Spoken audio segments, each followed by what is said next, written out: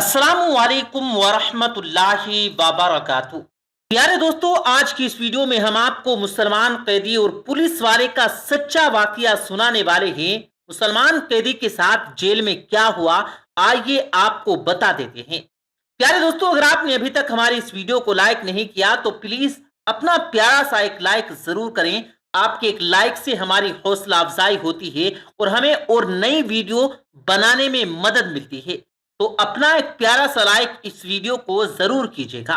तो चलिए दोस्तों शुरू करते हैं। प्यारे दोस्तों, ये वाकया एक पुलिस वाला लिखता है। वो कहता है कि हमारी जेल में एक कैदी को बुलाया गया। वो 25 साल का खूबसूरत नौजवान था जिसे कत्ल के मुकदमे में 2 दिन पहले ही यहाँ पर लाया गया था, जहां से चंद दिन बाद अदालती कार्रवाई के बाद उसे जेल मुंतकिल किया जाना था। उसके खिलाफ केस काफी मजबूत था, इसलिए गुमान गालिब था कि 1-2 पेशियों के बाद ही उसे सजाए मौत सुना दी जाएगी। वो पुलिस वाला कहता है कि मैं एक आर्मी वाला हूं और पहले दिन से ही मेरा रवैया और लहजा उसके साथ काफी हार्ड रहा था, लेकिन उसके होंठों पर हमेशा एक दिल मोह लेने वाली मुस्कुराहट होती थी और हमेशा वो मुझे बड़ा समझते हुए अदब से और नरम लहजे में बात करता था। मुझ जैसा सख्त इंसान भी 2 दिन में ही उसके अच्छे अखलाक के सामने हार गया था। अब वो सलाम फेरने के बाद दुआ मांग रहा था। मैं उसे देखता ही रह गया। वो इस तरह खुशू और खुजू से दुआ मांग रहा था कि यूं लगता था जैसे वो जिससे मांग रहा हो वो बिल्कुल उसके सामने बैठा हो। दुआ की बाद उसकी नजर मुझ पर पड़ी तो उसके लोगों पर मुस्कुराहट जाहिर हुई। वो उठकर मेरे पास आया और हमेशा की तरह मेरा हाल अहवाल पूछा। आज खिलाफे मामूल मेरा लहजा काफी नरम था। बातों के दौरान मैंने उससे पूछा कि क्या वाकई उसने कत्ल जैसा जुर्म किया है, क्योंकि मुझे उसकी मासूमियत से नहीं लग रहा था कि वो कत्ल जैसा जुर्म कर सकता है। एक इंसानियत का कत्ल पूरी इंसानियत का कत्ल है, तो फिर मैं ऐसा घिनौना जुर्म कैसे कर सकता हूं? उसने मुस्कुराते हुए जवाब दिया।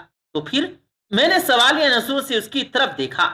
जब अल्लाह इस दुनिया में किसी को इख्तियारात देता है ना, तो अक्सर लोग भूल जाते हैं कि ये इख्तियारात अल्लाह की तरफ से अमानत हैं। वो उन सबको अपना कमाल और हक समझ बैठते हैं। मेरे साथ भी ऐसा ही हुआ।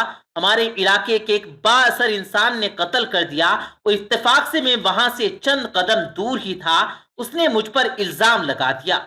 झूठे गवाह भी तैयार कर लिए गए और मैं यहां आ गया। मुझे दुख सा हुआ कि तुम्हारे साथ घर वालों ने कुछ नहीं किया।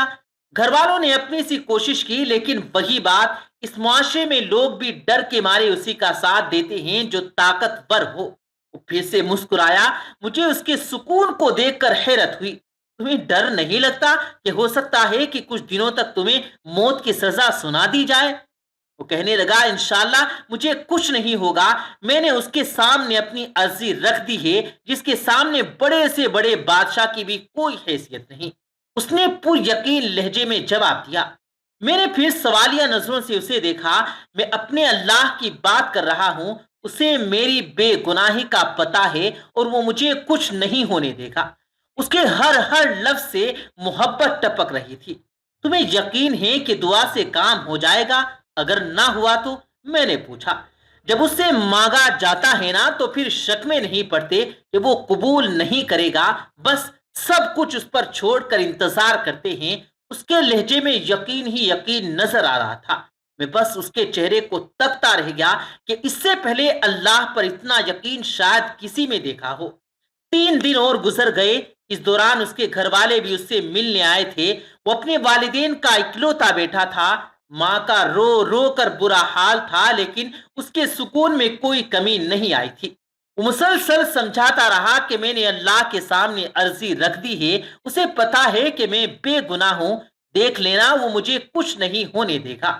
मैंने अल्लाह पर इतना यकीन इससे पहले सिर्फ पढ़ा ही था, लेकिन कभी देखा नहीं था। मेरे दिल में अब उसके लिए अकीदत के जज्बात पैदा होना शुरू हो गए। शायद अल्लाह की मोहब्बत होती ही ऐसी है जो पत्थर दिल को भी पिघला देती है। और फिर जब उसे अदालत में पेश किया जाना था, उससे एक दिन पहले ही अजीब वाकया हुआ। जिस शख्स ने खुद कत्ल करके इल्जाम उस पर लगाया था, वो अपनी बीवी और इकलौते बच्चे के साथ गाड़ी में कहीं जा रहा था कि उसे एक खौफनाक एक्सीडेंट पेश आ गया, جس کے نتیجے میں اس کی بیوی اور بچے موقع پر ہی جان سے ہاتھ دھو گئے۔ بہت زیادہ چوٹ لگنے کی حالت میں ہسپتال میں ایڈمٹ کیا گیا۔ کافی گھنٹوں میں ہوش آنے کے بعد اسے بیوی اور بچے کے مرنے کی خبر ملی تو اس کی حالت اور بگڑ گئی۔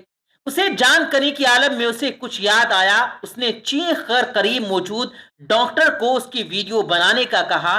بار بار ضد کرنے پر ڈاکٹر نے نرس کو ویڈیو بنانے کا اشارہ کیا تو اس نے ویڈیو میں بڑی مشکل سے اپنے جرم کا اعتراف کیا اور اس نوجوان کو بے گناہ قرار دے کر ہاتھ جوڑ کر معافی بھی مانگی۔ اس نے ڈاکٹر سے وعدہ لیا کہ وہ ویڈیو ضرور پولیس اسٹیشن لے کر جائے گا۔ شاید بیوی بچے کے مرنے کے بعد اور اپنی حالت کا علم ہو جانے کے بعد وہ اس گناہ کو ساتھ لے کر مرنا نہیں چاہتا تھا۔ ادھر ویڈیو پولیس اسٹیشن پہنچی، ادھر وہ آدمی مر گیا۔ آج عدالت میں اس کی پیشی تھی۔ عدالت کے سامنے اس کی بے گناہی کا ناقابل تردید ثبوت ویڈیو کی شکل میں موجود تھا، اسی لیے اسے باعزت بری کر دیا گیا۔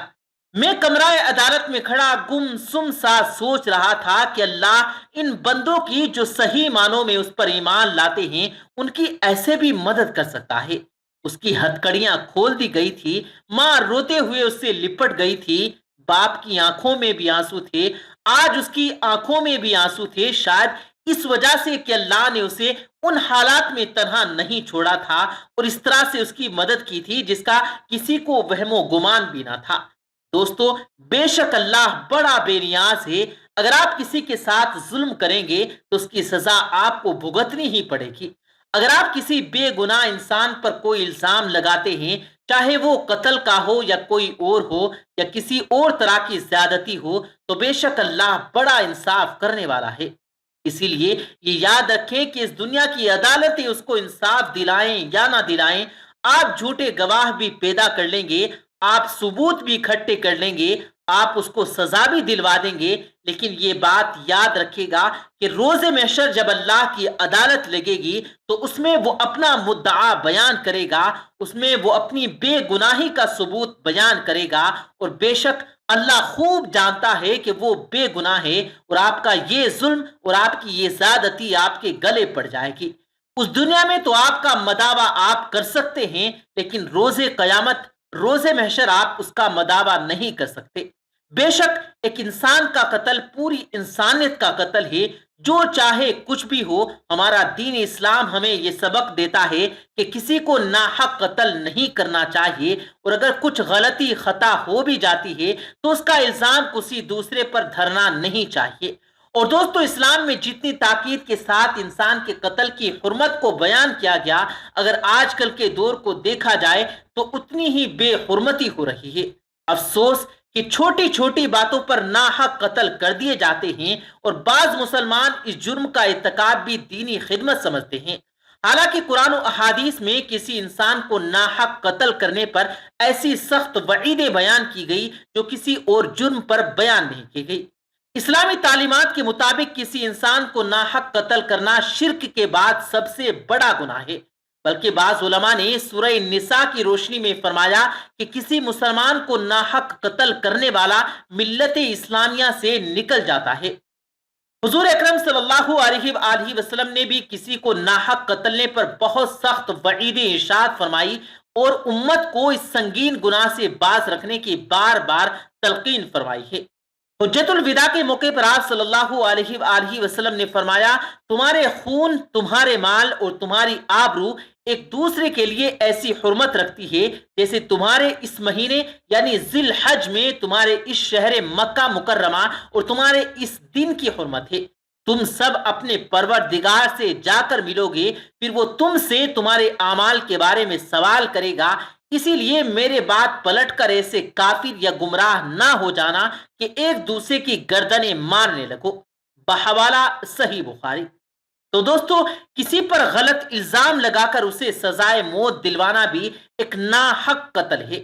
امید ہے دوستو کہ یہ سبق آموز ویڈیو آپ کو پسند آئی ہوگی۔ اس ویڈیو کو لائک اور شیئر ضرور کیجیے گا۔ مزید ایسی ہی ویڈیوز دیکھنے کے لیے ہمارے یوٹیوب چینل کو بھی ضرور سبسکرائب کیجیے گا، ساتھ لگے گھنٹی کے بٹن پر بھی ضرور کلک کیجیے گا۔ ہمیں دیجیے گا اجازت، ہم ملتے ہیں پھر ایک قیمتی ویڈیو کے ساتھ، تب تک کے لیے اللہ حافظ۔